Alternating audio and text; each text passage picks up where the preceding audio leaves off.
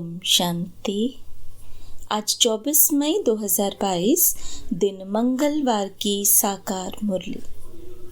आइए अब सुनते हैं मीठे बाप दादा के मधुर महावाक्यों को। मीठे बच्चे, बाप ही सतगुरु के रूप में तुम बच्चों से गारंटी करते हैं। बच्चे, मैं तुम्हें अपने साथ वापस ले जाऊंगा। यह गारंटी कोई देहधारी कर ना सके। प्रश्न, तुम बच्चे यह कथा जो सुन रहे हो यह पूरी कब होगी? उत्तर, जब तुम फरिश्ते बन जाएंगे। कथा सुनाई जाती है पतित को, जब पावन बन गए तो कथा की दरकार नहीं। इसलिए सूक्ष्म वतन में पार्वती को शंकर ने कथा सुनाई, यह कहना ही रॉन्ग है। प्रश्न, शिव बाबा की महिमा में कौन से शब्द राइट हैं, कौन से रॉन्ग? उत्तर, शिव बाबा को अभोक्ता, असोचता, करन करावन हार कहना राइट है। बाकी अकर्ता कहना राइट नहीं, क्योंकि वह पतितों को पावन बनाते हैं। गीत छोड़ भी दे आकाश सिंहासन। ओम शांति। यह है बच्चों की पुकार कि बाबा अभी आ जाओ, क्योंकि हम फिर से रावण राज्य में दुखी हैं। फिर से माया का परछाया पड़ गया है, अर्थात 5 विकार रूपी रावण ने हमको बहुत दुखी किया है। रिस्पोंड में बाबा कहते हैं, हाँ बच्चे, यह तो मेरा नियम है। यह जरूर आकर के ही कहेंगे ना। हाँ बच्चे, जब जब धरती पर भारतवासी बिल्कुल ही भ्रष्टाचारी दुखी बने हैं, कितने गुरु करते हैं सदगति के लिए, परंतु वह किसी की सदगति तो करते नहीं। सभी अंधों की लाठी तो एक प्रभु ही है। पहले पहले बाप जन्म देते हैं, अर्थात एडॉप्ट करते हैं। गुरु सदगति करते हैं। अभी ना कोई सदगति करते हैं, ना कोई बाबा है। अभी तुम कहते हो परम पिता परमात्मा हमारा बाबा भी है, गुरु भी है। उस एक को ही सतगुरु सत बाबा कह सकते हैं। वह है सत बाबा, उनको सुप्रीम कहा जाता है। सतगुरु भी है, साथ में ले जाते हैं। गारंटी है, और कोई गुरु गारंटी कभी नहीं करेंगे कि हम तुम आत्माओं को वापस ले जाऊंगा। वह जानते ही नहीं। यह है सब नई बातें। तुम जब इनको देखते हो तो बुद्धि में याद शिव को करना है। वही बाप टीचर गुरु है। मनुष्य कोई गुरु करते हैं व टीचर करते हैं तो उनके शरीर को ही देखते हैं।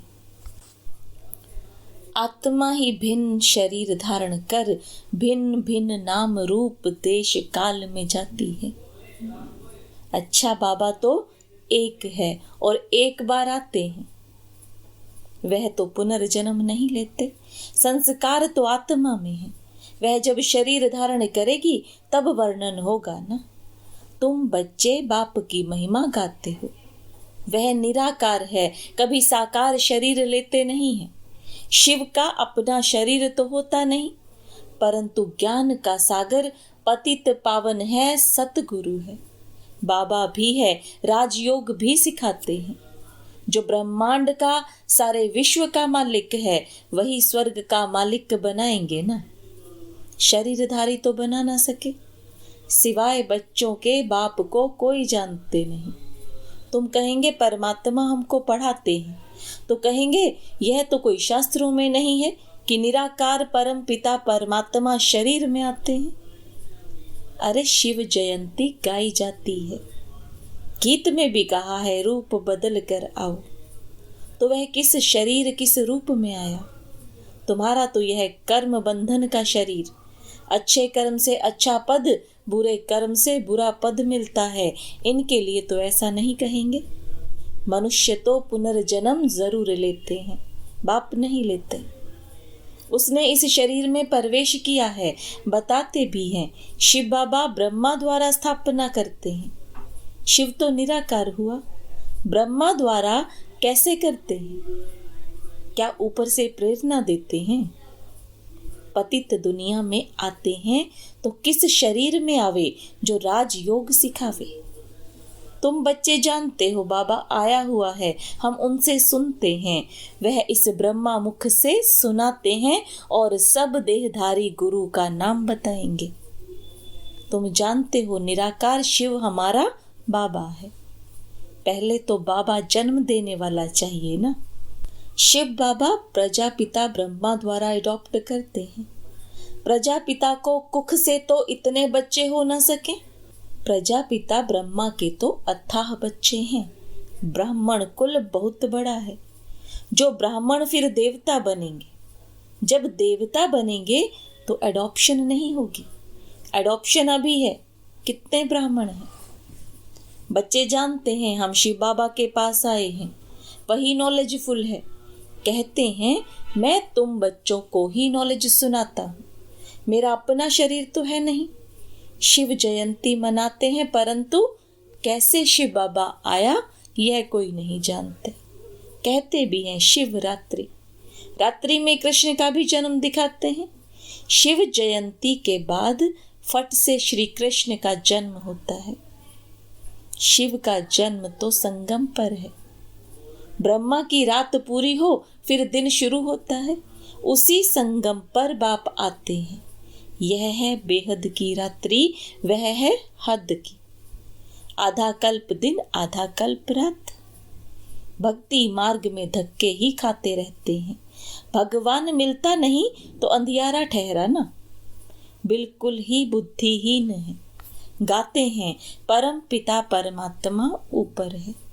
फिर कहते हैं तीर्थ यात्रा पर भी भगवान मिलेगा, दान पुण्य से भी मिलेगा। कितना समय तुमने धक्के खाए हैं।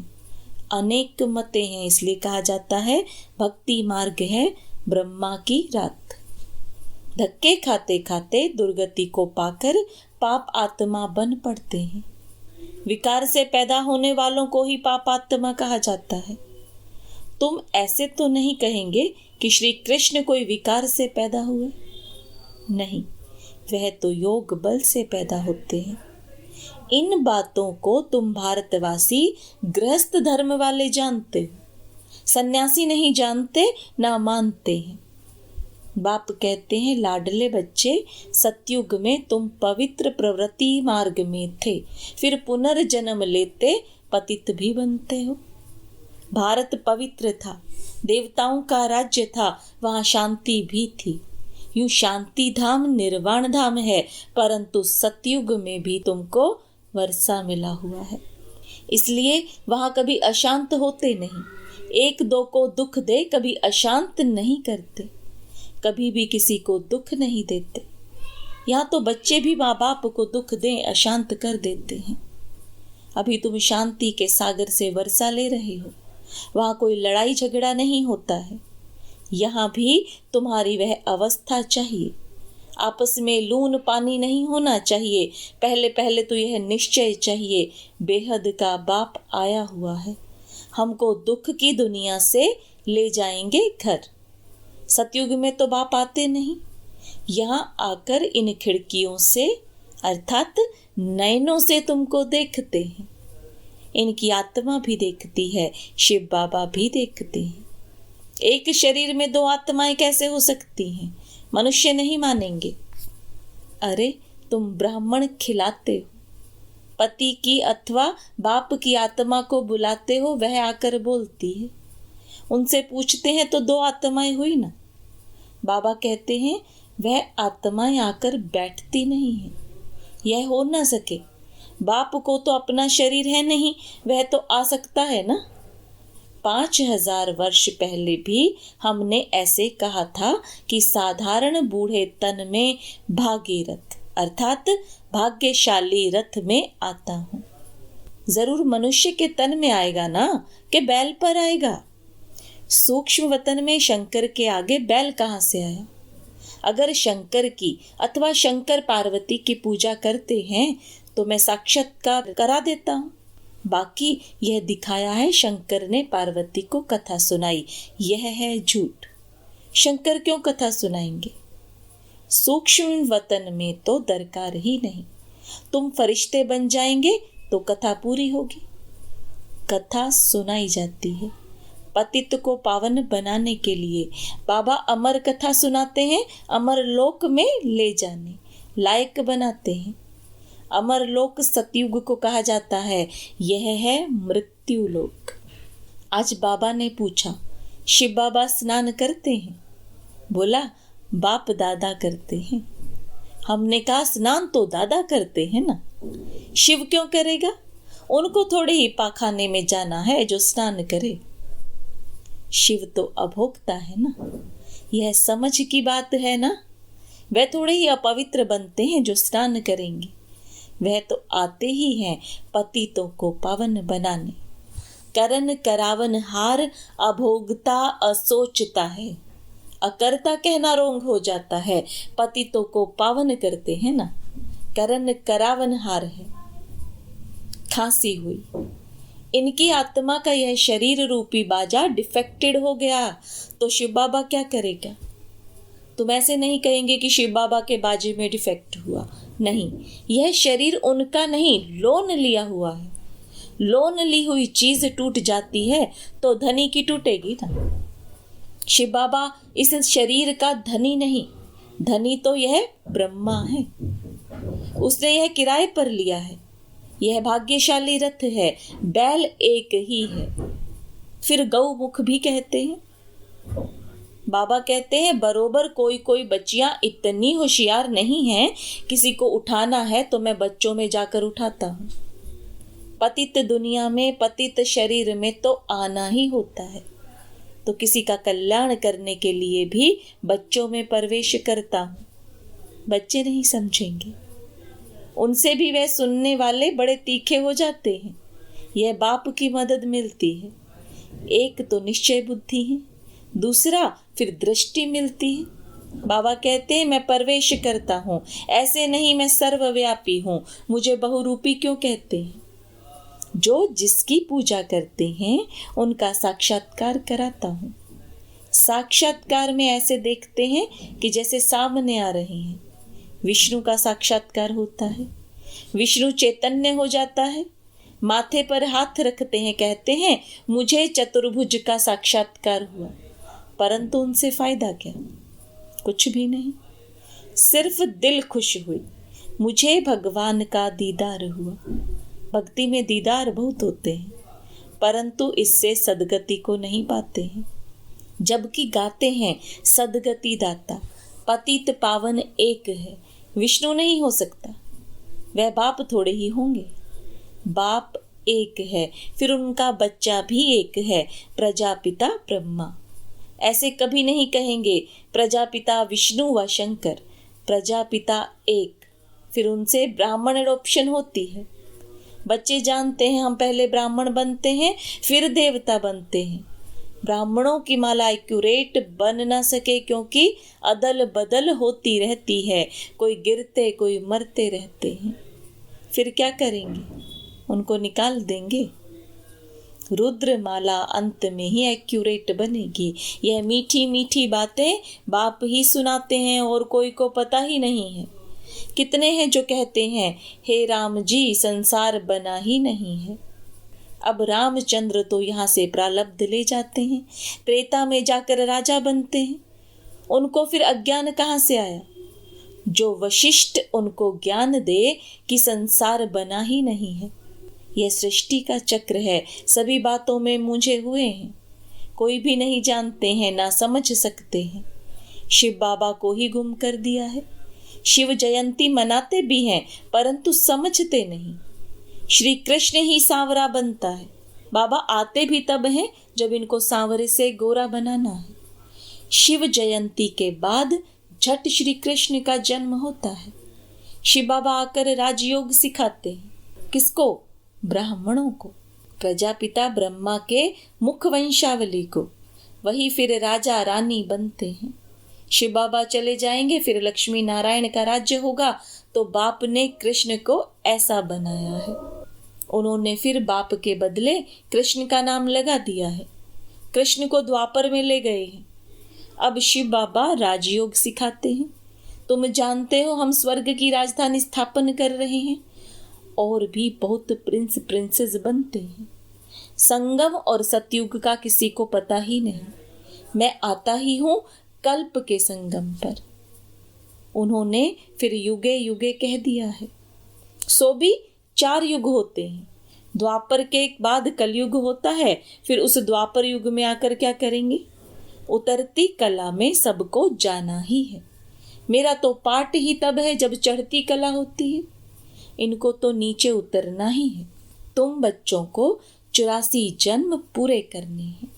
ऊंचते ऊंचे है ब्राह्मण वर्ण, ब्राह्मण फिर देवता, क्षत्रिय, यह वर्ण भी भारत में गाए जाते हैं। विराट रूप का चित्र बनाते हैं, उनमें ब्राह्मणों को, शिव को गुम कर दिया है। यह बातें कोई शास्त्रों में नहीं है, शिव बाबा आकर एडॉप्ट करते हैं ब्रह्मा द्वारा। शूद्र से ब्राह्मण बनाते हैं। बाकी सूक्ष्म वतनवासी ब्रह्मा वह कैसे प्रजापिता बन सकते? पहले यह निश्चय चाहिए। बरोबर वह बाप भी है, टीचर भी है, सतगुरु भी है। कहते भी हैं सदगति दाता एक है, परंतु उनका नाम रूप देश काल नहीं जानते। अच्छा, मीठे मीठे सिकिलते बच्चों प्रति माता पिता बाप दादा का याद प्यार और गुड मॉर्निंग। रूहानी बाप की रूहानी बच्चों को नमस्ते। रूहानी बच्चों की रूहानी बाप दादा को याद प्यार, गुड मॉर्निंग और नमस्ते। धारणा के लिए मुख्य सार। शांति के सागर बाप से शांति, सुख का वर्षा ले, शांत चित्त रहना है। कभी किसी को दुख दे अशांत नहीं करना है। लून पानी नहीं होना है। बाप समान अंधों की लाठी बनना है। बाप की मदद लेने के लिए निश्चय बुद्धि बन सेवा करना है। वरदान। एक के पाठ को स्मृति में रख तपस्या में सफलता प्राप्त करने वाले निरंतर योगी भव।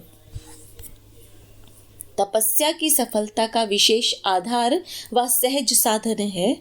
एक शब्द का पाठ पक्का करो। तपस्या अर्थात एक का बनना। तपस्या अर्थात मन बुद्धि को एकाग्र करना। तपस्या अर्थात एकांत प्रिय रहना। तपस्या अर्थात स्थिति को एक रस रखना। तपस्या अर्थात सर्व प्राप्त खजानों को व्यर्थ से बचाना, अर्थात इकोनॉमी करना। इस एक के पाठ को स्मृति में रखो तो निरंतर योगी सहज योगी बन जाएंगे, मेहनत से छूट जाएंगे। स्लोगन। आज्ञाकारी वो हैं जो मन और बुद्धि को मनमत से सदा खाली रखते हैं। ओम शांति।